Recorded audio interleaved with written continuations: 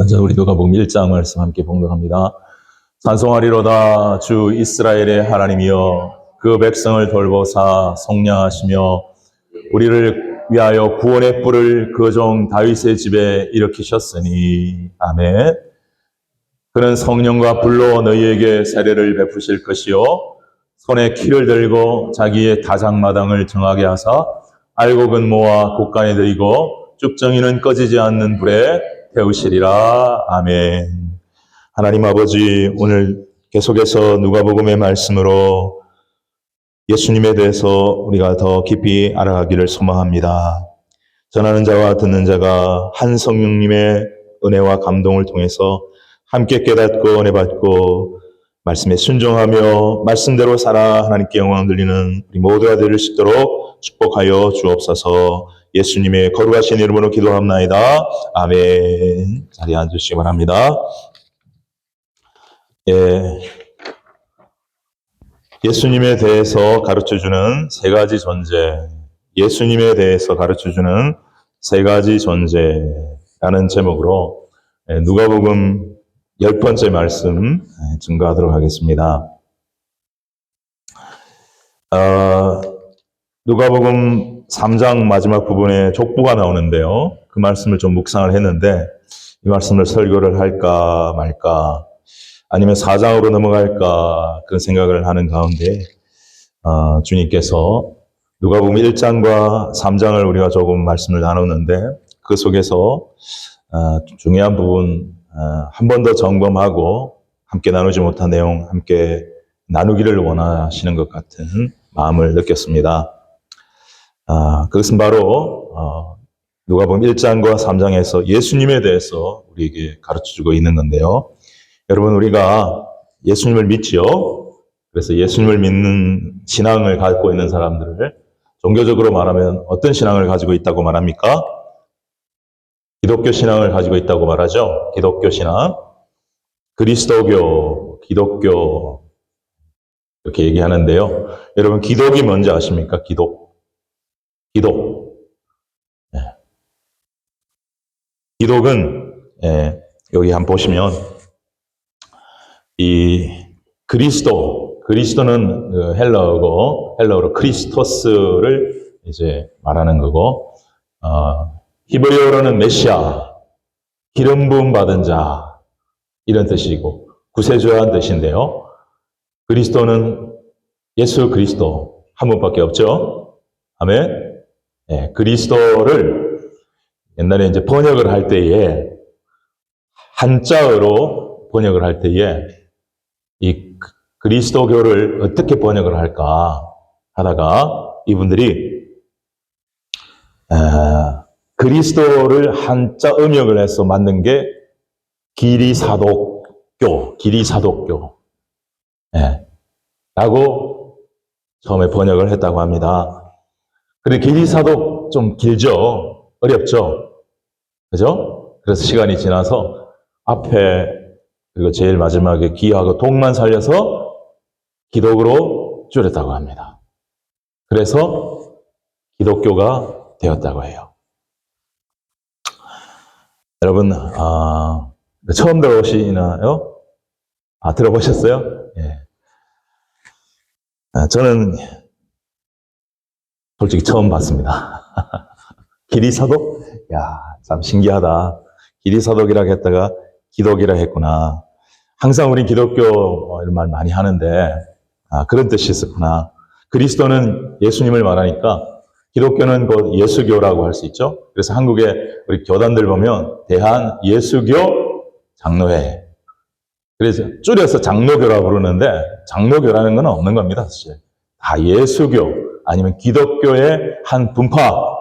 그렇죠? 장로회, 감리회, 성결교회, 침례회, 예수교 침례, 기독교 침례, 예수교라고 하기도 하고 기독교라고 하기도 하고 장로교도 예수교 장로회라고 하기도 하고 한국 기독교 장로회라고 하기도 하고 어쨌든 간에 우리가 믿는 것은 예수고요. 그래서 기독교라 하고 예수교라 하는 것입니다. 자, 교자라고 하는 말은 가르침이라는 말이거든요. 그래서 기독이라고 하는 말은 그리스도에서 나온 거니까 그리스도의 가르침을 따르는 것을 기독교라 하는 것입니다.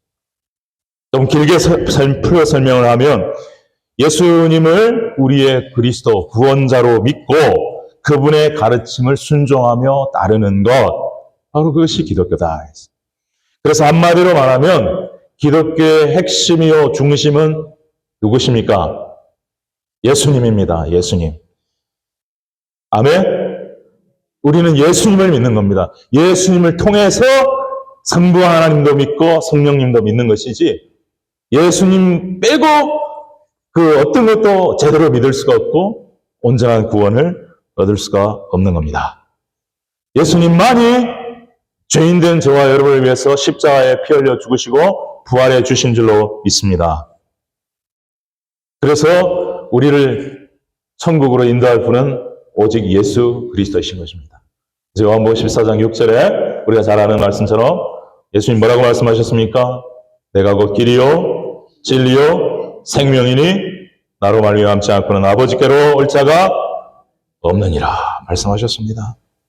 자, 그렇다고 한다면 우리가 이 예수님을 믿고 따르는 이 기독교 신앙을 가지고 있는 자로서 예수님을 잘 알고 믿어야 할까요? 그냥 모르고 대충 그냥 믿어야 할까요? 잘 알고, 그렇죠? 잘 모르고 믿는 것을 맹신이라고 할 수도 있습니다. 그건 우상숭배 쪽으로 갈 수 있는 문제예요. 그러나 하나님께서 우리에게 예수님을 잘 알 수 있도록 성경을 주셨습니다. 할렐루야. 그래서 구약과 신약 성경을 잘 보면 예수님이 누군지, 또 삼위일체 하나님이 어떤 분인지, 마귀는 어떤 존재인지, 우리 인간은 어떤 존재인지 많이 나와 있죠. 그래서 예수님을 잘 알기 위해서는 우리가 성경을 열심히 읽으면서 생활해야 되고, 또 기도하면서 우리가 예수님을 더 경험적으로 더 알아갈 수가 있게 되는 것이죠. 자, 오늘은 누가복음 1장과 3장을 통해서 1장, 2장, 3장을 통해서 가르쳐주는 예수님에 대해서 알아보려고 합니다. 오늘 설교 제목이 예수님에 대해 가르쳐주는 세 가지 존재. 제가 설교 제목을 예수님보다 더 귀한 건 없습니다. 우리 찬송가 가사를 하려고 했다가 예수님을 깊이 알아야 합니다. 이렇게 하려고 했다가 마지막으로 정한 것이 바로 이 제목입니다. 세 가지 존재가 있습니다. 여러분, 첫째, 누가복음 1장부터 나오는 것으로서 예수님에 대해 가르쳐주는 첫 번째 존재는 누구일까요? 누가 예수님에 대해서 가르쳐 주었나요? 힌트를 드리겠습니다. 마리아에게 나타났고 사가에게 나타났습니다. 예? 천사, 구체적으로 이름까지 밝히고 있죠? 천사 가브리엘입니다. 천사 가브리엘. 천사 가브리엘은 구약의 다니엘서 8장, 9장에도 나타나서 다니엘이 보았던 환상을 깨닫게 도와주는 역할을 했던 그런 사람입니다. 천사입니다. 자, 누가복음 1장 32절, 33절 같이 읽겠습니다. 시작. 그가 큰 자가 되고 지극히 높으신 이의 아들이라 일컬어질 것이요 주 하나님께서 그 조상 다윗의 왕위를 그에게 주시리니 영원히 야곱의 집을 왕으로 다스리실 것이며 그 나라가 무궁하리라 그랬습니다. 이게 가브리엘 천사가 마리아에게 한 말이거든요. 앞부분에 한 말이거든요. 자, 그는 누굽니까? 이제 마리아에게 잉태될 애기 예수, 그 예수님이 큰 자가 되고 지극히 높으신 이는 누굽니까? 하나님이죠. 하나님의 아들이라 일컬어질 것이요 주 하나님께서 다윗의 왕위를 그에게 주시리니 영원히 야곱의 집은 이스라엘을 말하거든요. 이스라엘을 왕으로 다스릴 것인데 영원히 다스린다는 게 중요한 거죠. 인간 왕은 영원히 못 다스리죠. 그는 그러나 이스라엘뿐만 아니라 온 우주를 다스립니다. 그 나라가 무궁하리라. 그의 나라가 무궁하리라. 그의 나라가 무궁하는 나라는 하나님 나라, 예수님의 나라밖에 없는 거죠. 그래서 이게 이제 예수님에 대해서 가르쳐주고 있는 건데, 이거는 구약 성경 사무엘 하 7장에 보면 하나님께서 가장 구약 성경의 인물 중에 좋아하셨던 인물 중에 하나인 다윗에게 허락하셨던 언약을 성취하는 것입니다. 그래서 사무엘하 7장 12절 13절을 같이 읽어보시면요. 시작. 내 수알이 차서 내 조상들과 함께 누울 때에 내가 내 몸에서 날 내 씨를 내 뒤에 세워 그의 나라를 견고하게 하리라. 그는 내 이름을 위하여 집을 건축할 것이요 나는 그의 나라의 왕위를 영원히 견고하게 하리라. 여기에 보면 다윗에게 하나님이 언약을 하시는 건데 이 내 씨를 내 뒤에 두어 내 몸에서 날 내 씨를 내 뒤에 세워 그의 나라를 견고하게 하리라. 이중적 의미를 갖고 있습니다. 첫 번째는 솔로몬이요, 두 번째는 예수 그리스도입니다. 예수 그리스도도 다윗의 씨로 나왔거든요. 그렇죠? 자, 그 내일을 위하여 집을 건축할 것이요. 솔로몬도 성전을 건축했죠. 네. 그러나 예수님은 눈에 보이지 않는 성전, 그죠? 성전을 헐고 사흘 만에 내가 지으리라. 눈에 보이지 않는 성전, 우리를 예수 믿게 하고 거듭나게 하여서 우리 안에 성령이 오게 하여 우리를 성전으로 만드시는 일을 하셨고 그의 나라 왕위를 영원히 견고하게 하리라. 솔로몬의 왕위는 견고하지 못했습니다. 영원하지 못했습니다. 그는 늙어서 타락하였습니다. 그러나 예수 그리스도의 왕위만은 영원히 견고한 줄로 믿습니다. 이 언약을 잊지 아니하시고 하나님은 언약을 절대 잊는 분이 아니십니다. 약속을 잊는 분이 아니시고 그 약속을 성취하시는 분이신데 이 다윗의 집에 왕으로 예수님을 보내셨다. 예. 그렇게 말씀을 하셨고요. 누가복음 1장 35절 하반절에 보면 예수님을 뭐라고 표현합니까? 천사가 대답하여 이르되 나실 바 거룩하니라. 거룩한 분이다. 거룩한 분은 하나님이죠. 그죠? 거룩한 분은 하나님이잖아요. 그런 하나님이고 하나님의 아들이라 일컬어질 것이다. 자, 이것이 천사 가브리엘이 마리아에게 가르쳐주었던 예수님에 대한 그런 가르침입니다. 말씀입니다. 우리는 또 마리아뿐만 아니라 천사가 누구에게 나타나 예수님에 대해서 소개했다는 걸 알고 있습니까? 이것은 누가복음에 나와 있지 않지만 마태복음 1장에 나와 있습니다. 누구입니까? 친절하게 마리아에게만 나온 것이 아니라 나타난 것이 아니라 누구에게? 요셉에도 나타났죠. 예.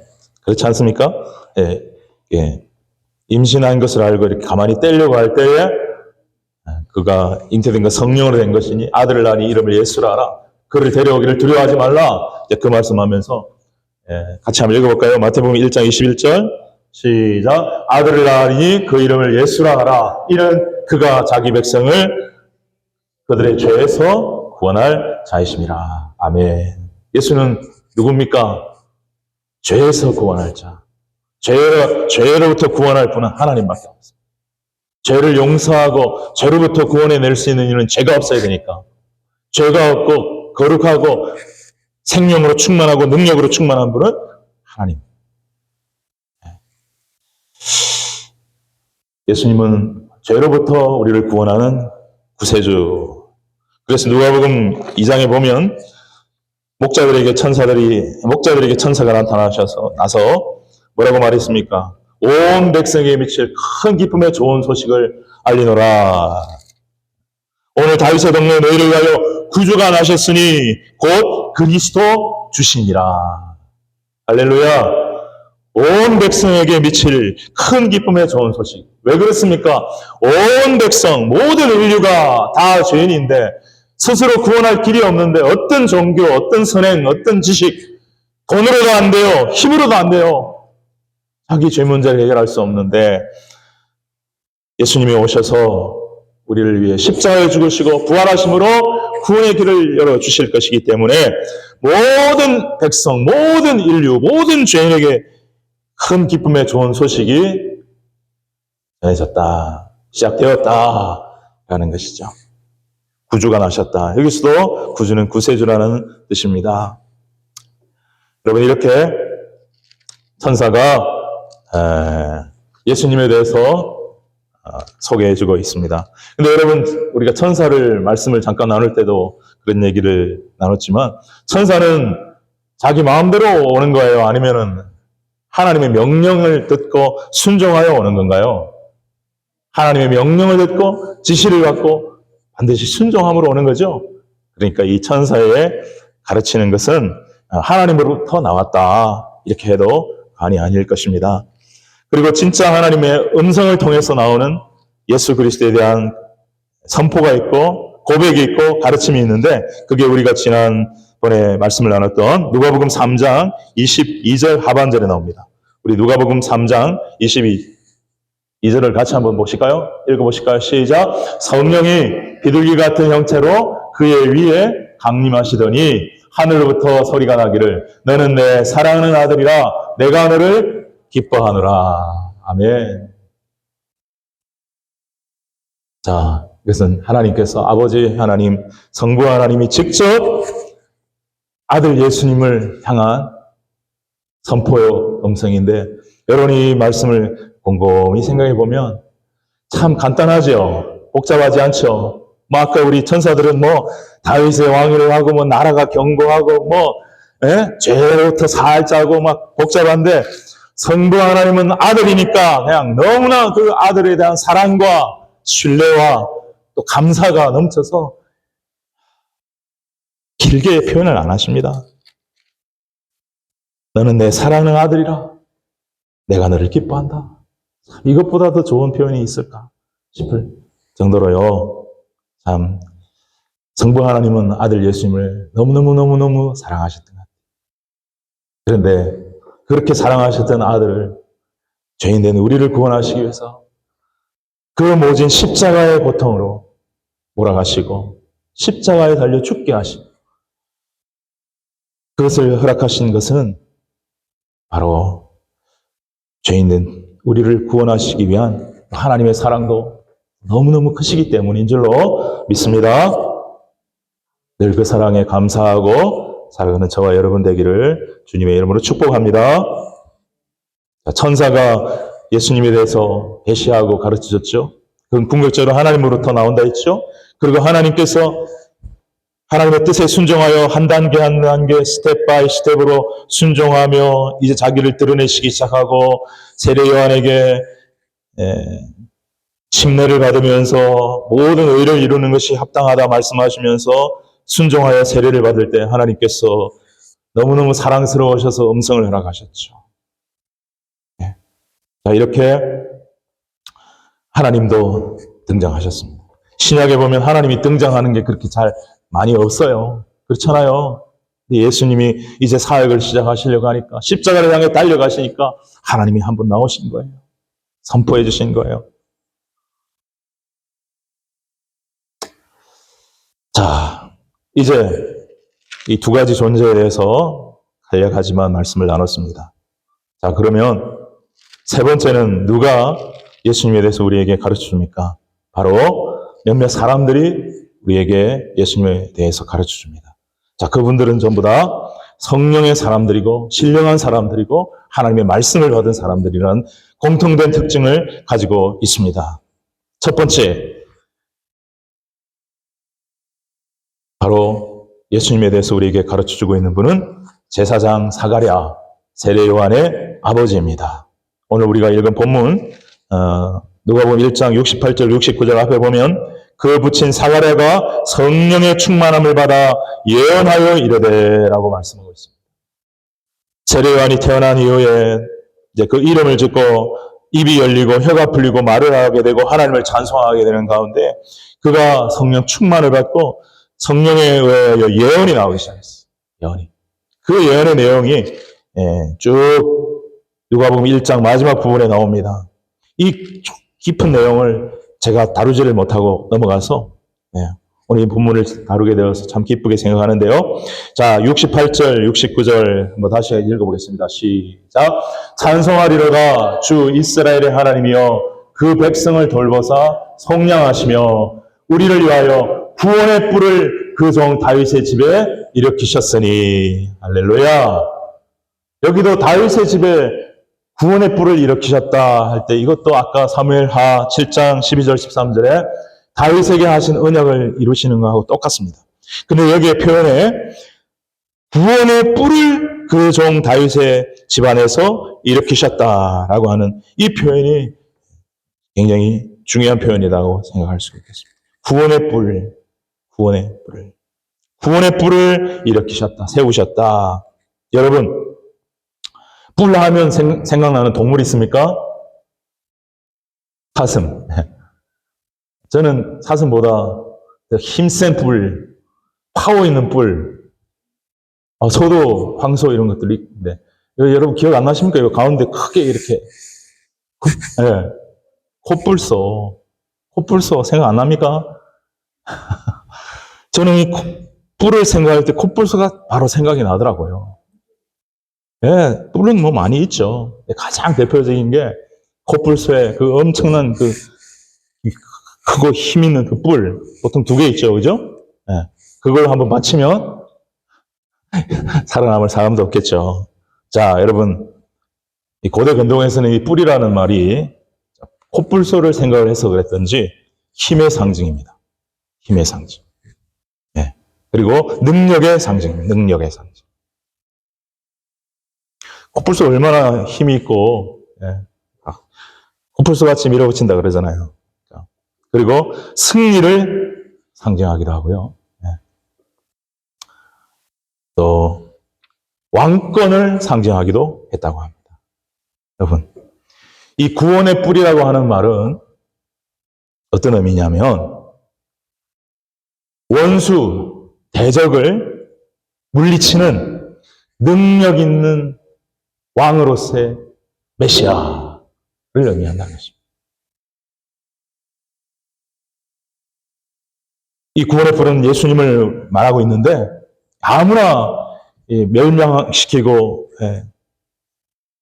패배시키는 것이 아니라 하나님을 대적하는 세력들, 그러한 원수 세력들을 멸망시키는 그러한 힘 있는, 능력 있는 메시아를 상징해서 말씀하고 있다는 거예요.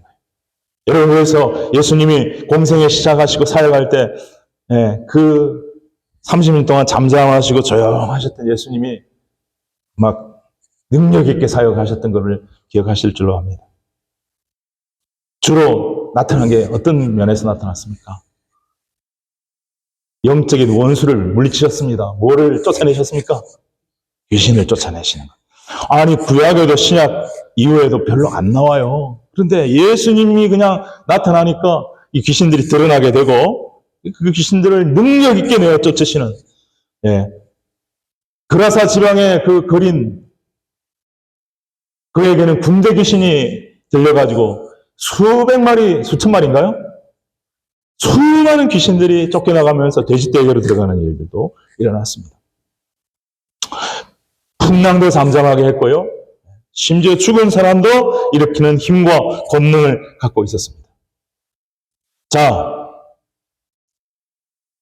그런데 여기 보면 이 구약의 전통을 이어받은 이스라엘 백성들, 유대인들은 이 구원의 뿔인 메시아가 올 것을 기대했는데 이 구원의 뿔이 승리를 가져다주는 능력 있고 힘 있는 메시아인데 자기들이 지금 어떤 처지에 있습니까?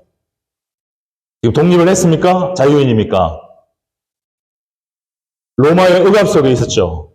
옛날에 이스라엘 백성들이 애굽의 억압 속에 있었던 것처럼. 그런데 모세라는 지도자를 통해서 그들을 출애굽시켰죠. 구원시켰죠. 그것처럼 메시아, 새로운 메시아가 제2의 모세처럼 와서 구원의 뿔을, 능력을 가진 메시아가 누구로부터?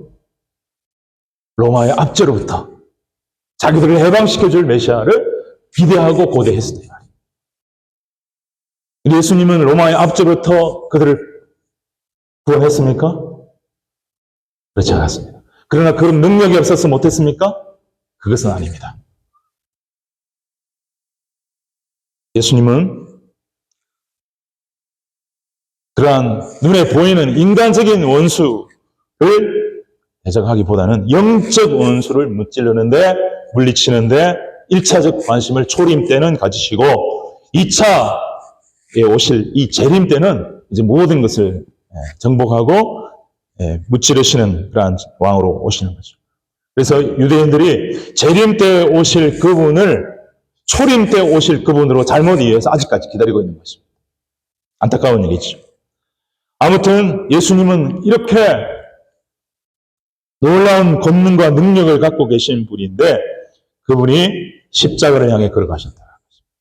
그리고 마지막 십자가를 지시기 며칠 전부터는 기적도 행하지 아니하시고 그냥 도살장에 끌려가는 양처럼 아무 말도 잘 안 하시고 그렇게 걸어가셨던 예수님을 우리는 볼 수가 있는 것입니다.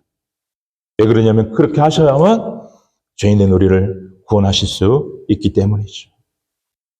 여러분 그 71절, 71절을 한번 보시면요. 구원의 뿌리 하시는 일입니다. 시작. 우리 원수에게서와 우리를 미워하는 모든 자의 손에서 구원하시는 일이라 우리 조상을 긍휼히 여기시며 그의 거룩한 언약을 기억하셨으니 하나님은 언약을 기억하셔서 이제 다윗의 왕권을 갖고 있는 강력한 힘을 권세와 능력을 가지신 예수를 보내주셨는데 그분이 하시는 일은 우리의 원수에게서 우리를 구원하시는 일이고 우리를 미워하는 모든 자의 원수에게서 우리를 구원하시는 일을 하시는데 첫 번째 원수는 여러분 사람 원수가 아니라 눈에 보이지 않는 우리 인간을 죄인으로 만든 누굽니까?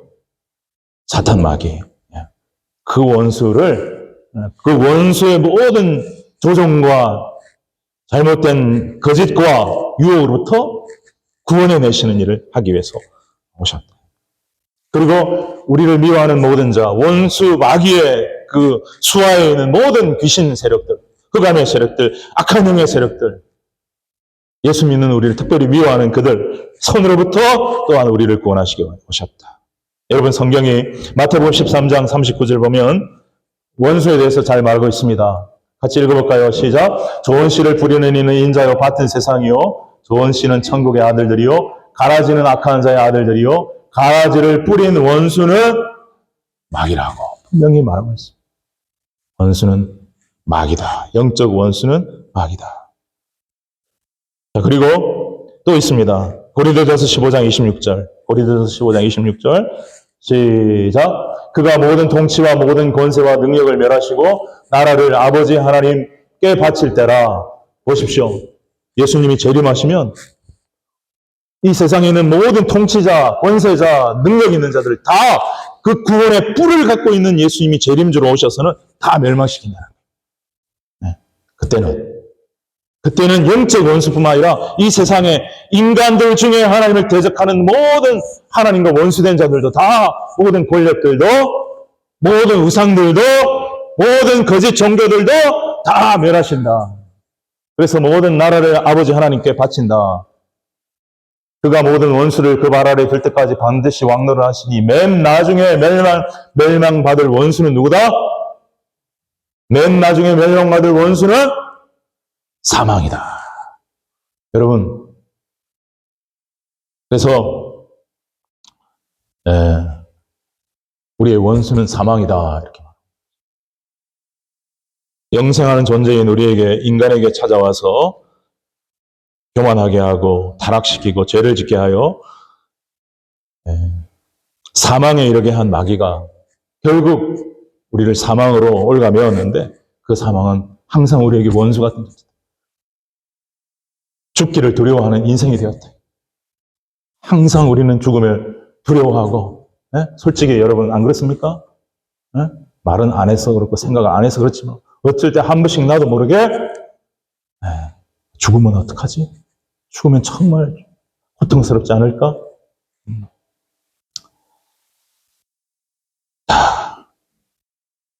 예수님이 이 원수인 사망을 멸하기 위해서 바로 십자가에 죽으시고 부활하심으로 이 원수 사망 권세를 멸하신 줄로 믿습니다. 아멘. 자, 구원의 뿌리라는 단어. 여러분 가슴에 좀 잘 새기셨으면 좋겠어요. 여러분, 예수님은 너무나 부드럽고 사랑이 많으시고 인자하시고 좋으신 분이시지만 동시에 능력을 갖고 계십니다. 권세를 갖고 계십니다. 여러분 혹시나 나도 모르게 어떤 악한 영의 세력과 맞부닥쳤을 때 도망가지 마시고 주저하지 마시고 누구의 이름을 불러야 합니까? 우리 주 예수 그리스도의 예수 그리스도의 이름을 부르고 선포하고 외치기를 주의 이름으로 축복합니다. 그분의 이름에 권세가 있는 거예요. 권세가 있어요.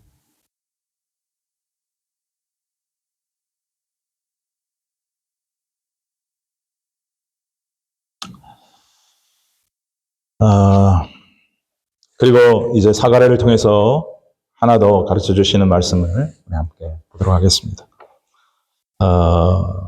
누가복음 1장 78절부터 79절 같이 보겠습니다. 78절부터 79절 시작. 이는 우리 하나님의 긍휼로 인함이라. 이로써 돋는 해가 위로부터 우리에게 임하여 어둠과 죽음의 그늘에 앉은 자에게 비치고 우리 발을 평강의 길로 인도하시리로다 하니라. 아멘. 여러분, 여기서 성령 충만을 통해서 예언을 하고 있는 이 사가랴가 예수님에서 우리에게 소개하고 있기를, 예수님은 어떤 분과 같냐면 돋는 해와 같은 분이다라고 말하고 있는 것입니다. 돋는 해, rising sun. 어둠을 물리치고 새벽에 그 동해바다 같은 데 보면 막 해가 막 올라오잖아요. 그죠? 어둠을 물리치고 일어나는 rising sun처럼. 근데 그 해가 우리에게 임하는데 우리는 어떤 존재입니까?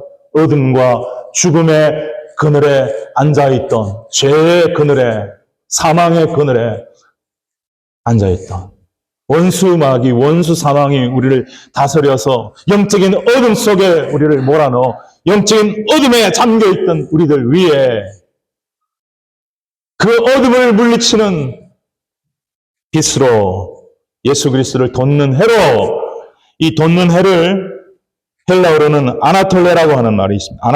아나톨레라고 하는 말을 하고 있습니다. 이게 떠오르는 아침 해와 같은 거예요. 여러분, 예수님은 아나톨레입니다. 여러분, 이 헬라어 한번 배웁시다. 수준 있는 말, 아나톨레. 여러분, 옆에 분에게 예수님은 아나톨레입니다. 한번 고백합시다. 예수님은 아나톨레입니다. 예수님은 아나톨레가 뭐라고요? Rising sun. 돋아오르는 아침, 새벽에, 캄캄한 새벽을, 어둠을 물리치고 올라오는. 여러분, 우리의 심령이 때로는 힘들고 또 어렵고 또 어둡더라 할지라도 예수 그리스도를 의지하고 예수 그리스도를 붙들면 예수 그리스도께서 우리 안에 빛을 비추사 우리 안에 있는 어둠을 물리치시는 줄로 믿습니다. 아멘. 그래서 그들이 광명을 얻게 되고 평강의 길로 가게 된다. 바른 길을 가게 된다는 거예요. 하나님과 화목하고 평화를, 참된 평화를 얻게 되고 진실로 바른 길을, 생명의 길, 진리의 길을, 길이신 예수 그리스도를 따르는 길을 가게 된다. 영생의 길, 의의 길을 가게 된다 하시는 것입니다. 그래서 여러분, 우리 예수님은 스스로를 요한복음에 보면 세상의 빛이라고도 우리에게 말씀하십니다. 요한복음 8장 12절을 같이 한번 읽어보시면 예수님이 뭐라고 말씀하셨습니까? 시작. 예수께서 또 말씀하여 이르시되 나는 세상의 빛이니 나를 따르는 자는 어둠에 다니지 아니하고 생명의 빛을 얻으리라. 할렐루야. 진짜로 예수를 믿으면 정말 절망적인 상황, 죽음의 상황이라 할지라도 예수는 분명히 예수님 우리에게 말합니다. 나는 부활이요 생명이니 나를 믿는 자는 죽어도 살겠고, 그러니 죽음의 앞에서도 예수 그리스도를 믿고 의지하면 예수 그리스도가 우리의 마음속에 들어오셔서 떠오르는 해가 되어 혹시라도 있었을 우리 마음속에 죽음에 대한 어둠의 두려움을 몰아내시고 부활의 영생의 소망을 불어넣어 주시는 분이 우리 예수님인 줄로 믿습니다. 그래서 나는 세상의 빛이니 나를 따르는 자는 어둠에 다니지 않는다. 예수 믿는다고 하면서도 어둠 속을 헤매는 사람처럼 살아서는 안 되고 예수님을 통해서 생명의 빛을 얻고 빛을 받으면 환해지고 어둠 속에 있는 사람들에게 그 빛을 보여주고 나눠주면서 이렇게 살아가는 것이 우리가 해야 할 일이다라는 것이죠. 자, 이렇게 제사장 사가랴를 통해서 성령 충만하게 하셔서 예언을 통해서 우리에게 예수님이 어떤 분인가 귀한 교훈을 해주고 있습니다. 첫 번째 구원의 뿔, 두 번째는 돋는 해, 아나톨레. 꼭 기억하시고 마음에 새기시기를 바랍니다. 자, 그리고 또 한 사람이 나옵니다. 할아버지 시몬. 할아버지 시몬, 누가복음 2장 30절부터 32절도 보면 이게 사가랴 했던 말씀하고 비슷해요. 우리 한번 읽어보겠습니다. 30절부터 32절. 시작. 내 눈이 주의 구원을 보았사오니 이는 만민 앞에 예비하신 것이요 이방을 비추는 빛이요 주의 백성 이스라엘의 영광이니이다. 아멘. 시몬이 성령이 그 위에 계셨고 성령의 지시를 받았습니다. 주의 그리스도를 보기 전에 죽지 아니하리라. 그리고 성령의 감동을 받아 성전에 들어갔더니 마침 율법의 관례대로 정결 예식을 하기 위해서 아기 예수를 데리고 온 요셉과 마리아를 발견하게 됐죠. 시몬이 달려 들어가서 기뻐 뛰며 아기를 안고 하나님을 찬송하며 하는 말입니다. 이것도 성령의 예언의 말씀에 해당합니다. 내 눈이 주의 구원을 보았사오니 이제 내가 장차 구원자가 되실 분을 내가 눈으로 보았사오니 이는 만민을 위하여 예배되신 것이다. 이스라엘 민족만을 아닙니다. 온 인류를 위하여 모든 죄인들을 구원할 분으로 오신 그 예수를 내가 보게 되었고 그분은 이스라엘뿐만 아니라 당연히 이스라엘을 포함합니다. 이스라엘뿐만 아니라 이방을 비추는 빛이다. 여기서 빛이라고 말하고 있는 거죠. 여러분 한번 고백합시다. 예수님은 빛이십니다. 믿습니까? 그래서 내가 예수님을 정말 잘 믿고 잘 따르고 알고 순종하고 살아가면 어둠의 공격을 받을 수는 있지만 잠식당하지는 않습니다. 여러분, 어둠을 물리치는 힘이 내가 없지만 내 안에 나를 도우시고 나를 인도하시는 예수님의 빛이 그 어둠을 몰아내고 우리가 빛 가운데 빛이라고 하는 건 밝잖아요. 그렇죠? 기쁨 가운데 살아갈 수 있도록 우리를 인도하시는 분이 예수님이다. 그리고 주의 백성 이스라엘의 영광이다. 여러분 메시아가 유대민족에게서 태어난 것은 이스라엘의 영광 중의 영광입니다. 그렇죠? 그런데 그분들이 그 메시아를 거절하고 거부함으로 말미암아 영광을 발로 찬 거죠. 그래서 이가봇 영광이 떠났다. 그 영광이 누구에게로 왔습니까? 이방에게로 흘러서 우리가 예수를 믿게 된 것이죠. 자, 사가랴를 통해서 예수님을 소개한 말씀을 우리가 나눴고 시몬을 통해서 예수를 소개한 말씀을 나눴어. 한 분이 더 있는데 시간이 해야 될지 말아야 될지 고민이 되네요. 이게 시간이 조금 걸리는 부분인데 오늘 제가 시간 조절을 잘 못했습니다. 간단하게 말씀을 드릴게요. 세 번째, 세례 요한을 통해서 우리에게 가르친 예수. 잠깐 우리가 언급을 했지만 세례 요한을 통해서 언급하신 예수. 누가복음 3장 16절 하반절 그 앞에 부분은 나는 물로 세례를 베풀거니와 나 뒤에 오실 분은 능력이 많아서 내가 감당하지 못하는데 나는 그의 신발끈을 여기도 감당하지 못한다. 그 말씀 기억하실 줄로 믿습니다. 누가복음 3장 16절은 17절과 바로 연결되는 말씀인데 위에 것만 읽어보십시다. 시작. 그는 성령과 불로 너희에게 세례를 베푸실 것이요 라고 했어. 성령과 불로 너희에게 세례를. 예수님은 누구? 성령과 불로 세례를 베푸시는 분. 다른 본문에 보면 성령으로 세례를 베푸시는 분 이렇게 됐어요.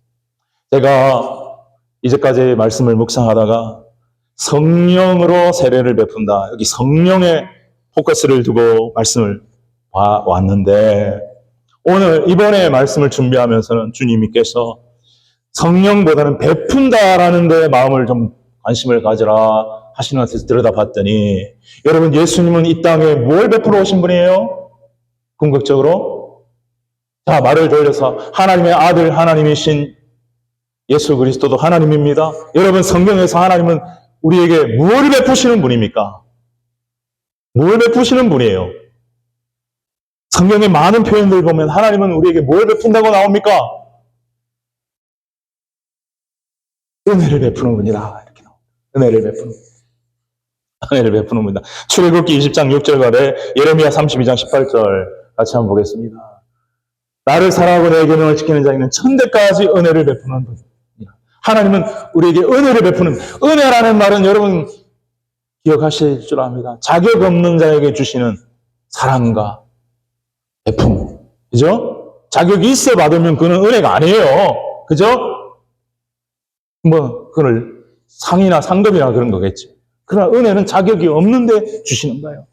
그리고 주는 은혜를 천만인에게 베푸시며, 하나님은 사랑이 늘 많고 무한하셔서, 자비가 무한하셔서 모든 자에게 다 은혜를 주기를 원하는데, 문제는 뭡니까? 인간이 거절하니까 문제인 거죠. 그죠?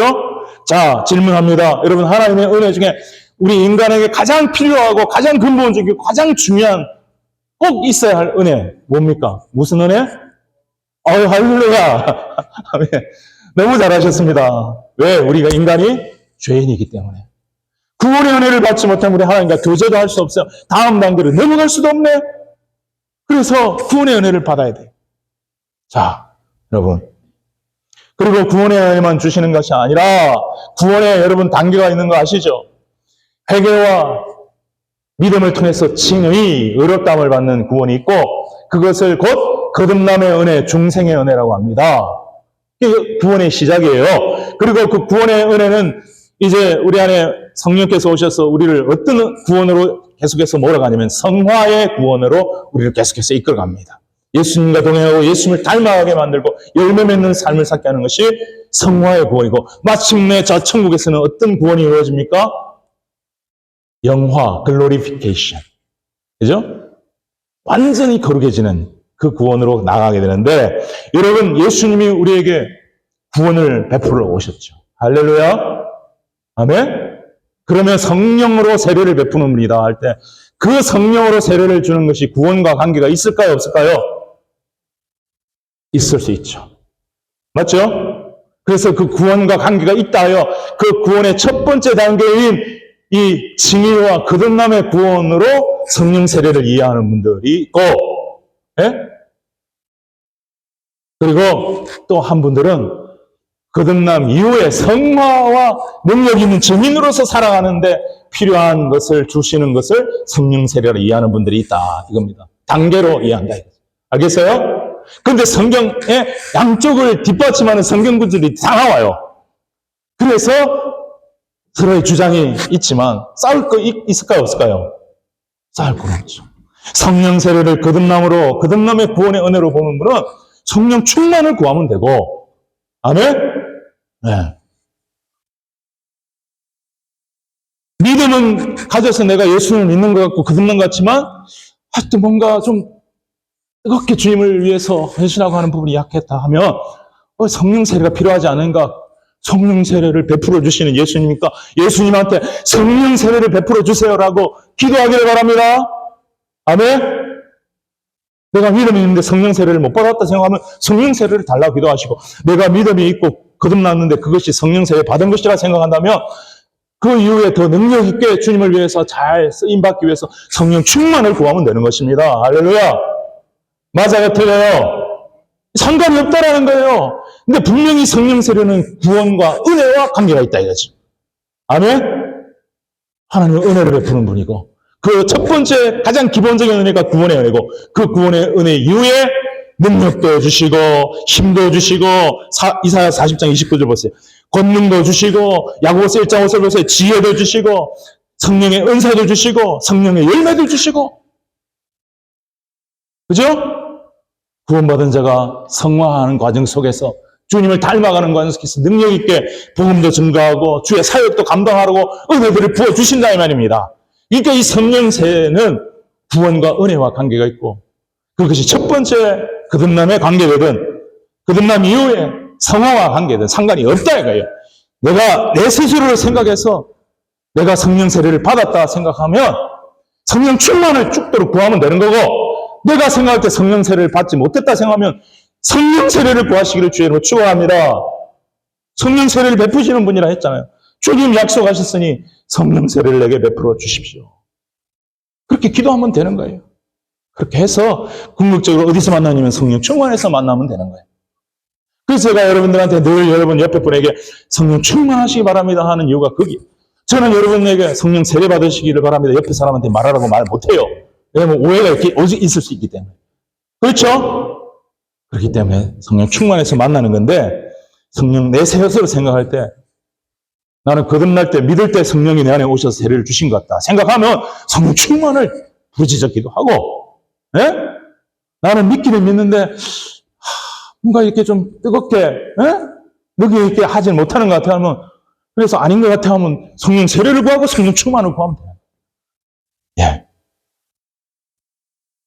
자, 성령 세례를 베푸시는 분, 그는 성령으로 은혜를 베푸시고 능력을 베푸시는 분이다. 세례 요한을 통해서, 세례 요한은 마지막 선지자로서, 예, 정말 예레미야, 이사야, 다니엘보다 더 귀한 분이라고 예수님 말씀하셨잖아요. 그죠? 예. 제가 이때까지요, 성령으로 세례를 베풀어 주시기를 기도하라, 그런 생각을 해본 적이 없어요. 이번에 그걸 생각하면서, 예, 그렇게 해야 되겠구나. 그렇게 가르쳐야 되겠구나. 여러분, 예수 믿고 물 세례 받으실 뿐만 아니라요, 성령 세례 베풀어 주시기를 예수님께 기도하시기를 바랍니다. 그리고 성령 충만을 계속해서 구하시기를 바랍니다. 라고까지 우리가 다 얘기할 수 있게 되기를 바랍니다.